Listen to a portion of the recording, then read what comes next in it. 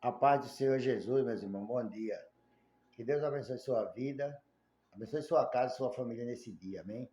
Eu quero te pedir que quando você abrir esse vídeo, não pule ele não, vá até o fim, que no final eu vou estar orando pela tua vida, para que Deus abençoe sua casa e sua família. Se você não for inscrito no canal, se inscreva para todo dia de manhã você estar ouvindo uma palavra de Deus aqui para o teu coração, amém? Aqui no livro de Josué, no capítulo 1, versículo 1, eu vou ler até o 5 aqui, que diz assim, ó. Depois da morte de Moisés, servo do Senhor, este falou a Josué, filho de Nun, auxiliar de Moisés. Depois que Moisés morreu, depois que Moisés foi levado embora, né? Deus sumiu com o corpo de Moisés, que até hoje ninguém não sabe onde foi parar o corpo de Moisés. Deus falou com Josué, que era servo de Moisés, auxiliar de Moisés, que estava ali sempre do lado de Moisés lutando, defendendo Moisés dos murmuradores, daquelas pessoas que se levantaram contra Moisés no deserto.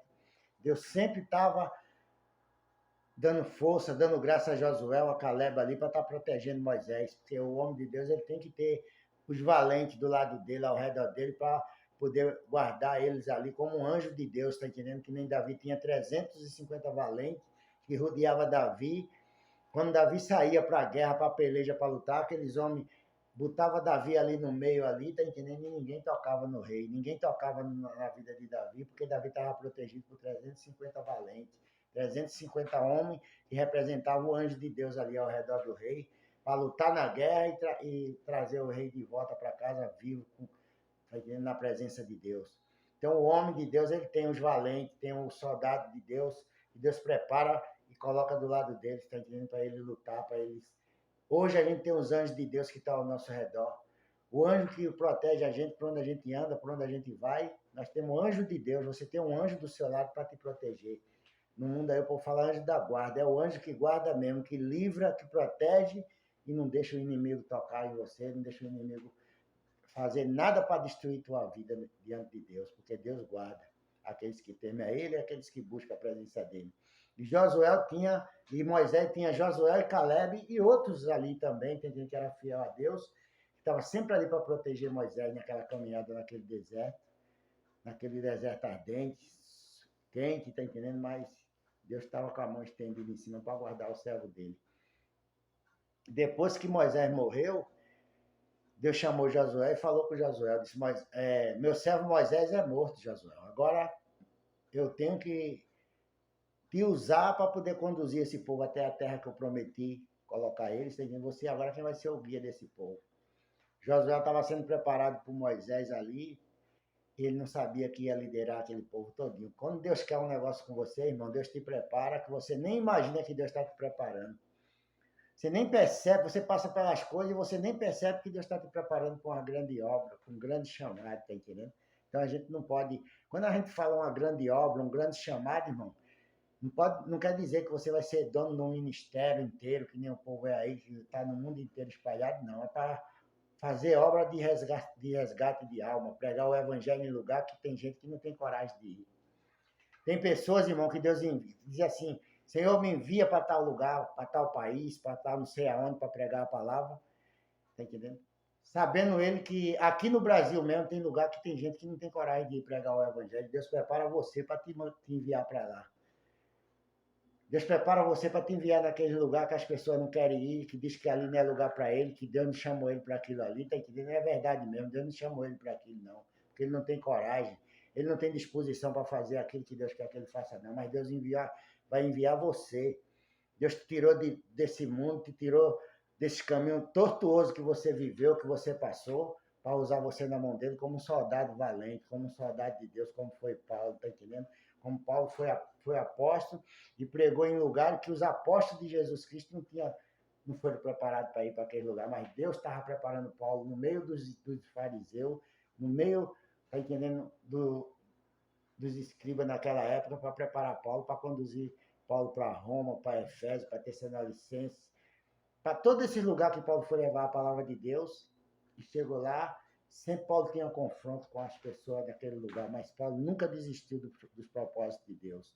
Então, quando Deus for falar que Deus está te preparando para uma grande obra, Não é somente para você ficar andando de avião para cima e para baixo aí, não. Tem gente que já tem 3, 4 malas em casa arrumada que diz, quando Deus começar a me enviar, eu vou viajar para todo canto.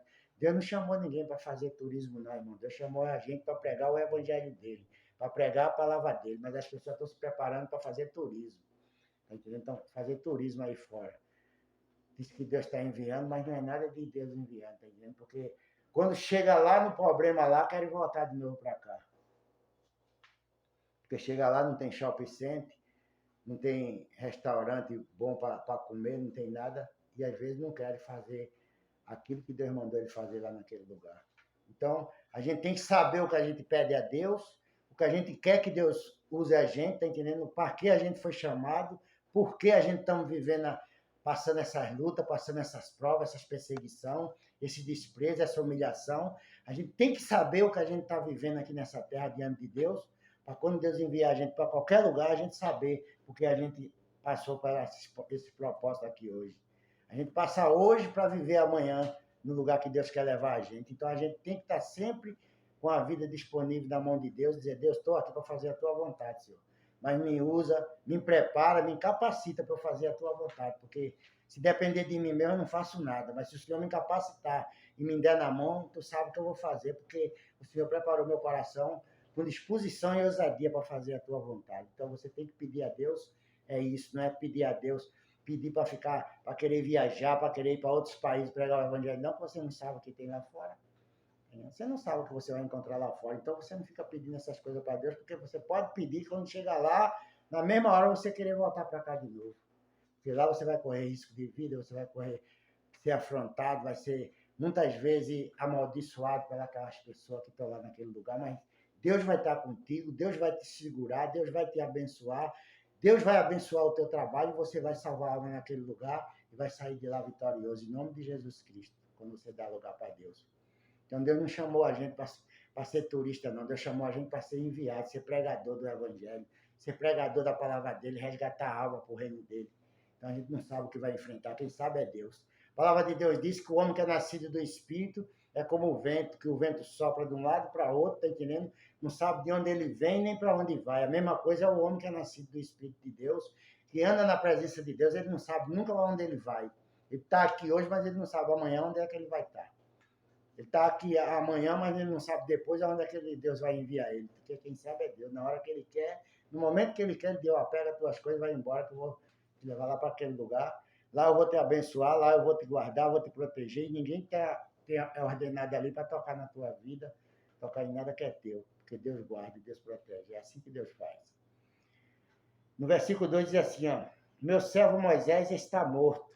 Prepara-te agora, atravessa este Jordão, tu e todo este povo, para a terra que estou dando aos israelitas, tá entendendo? Então, Deus disse a Josué, prepara-te. Tu e todo esse povo, tá entendendo? Para atravessar este Jordão, porque eu vou levar vocês para a terra que eu prometi, colocar vocês lá, tá entendendo? Eu não vou, não é porque Moisés morreu, acabou minha obra por aqui, não. Vai continuar, Josué, na tua vida. E depois de você vai continuar na vida de outros que eu vou preparar, mas não vai parar a minha obra na terra, não. Só para no dia que eu quiser, no dia que eu vier buscar meu povo aqui, no dia que eu vim buscar minha igreja.